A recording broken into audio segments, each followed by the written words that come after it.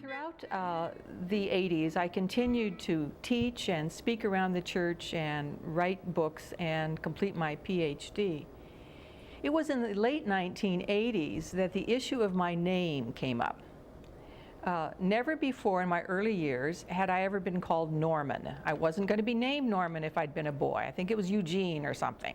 But after I was ordained, all of a sudden people started putting Norman on the envelope.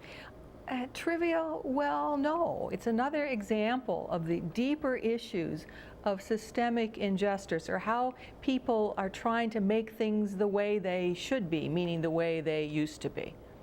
Trying to fix them. In fact, there are some times in which my name would be Norma Everist, and someone would fix it and make it Norman because they assumed it had to be a male and they would make it right. In fact, it got so much that one time in a 2-week period, I got over a dozen pieces of correspondence, Norman Everist.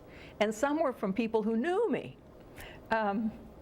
It reminded me of how women's names had been erased when we were seeking out those lost deaconesses years before. So I was flying back home on an airplane from a conference on the East Coast one time, and it literally came to me. I think the Spirit blew through the air saying, put Cook back in your name. And so I did, not legally, but professionally. Norma Cook Everist. And it felt whole. It felt like I was recovering the early part of my years that were now incorporated into my grown-up woman status and being.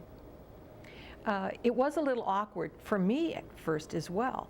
And dear President Roger Field was so helpful, as he has been in so many other things. He ordained me, actually. When I would forget, he would introduce me. This is Norma Cook Everist, and help name me into my being that I had been all along.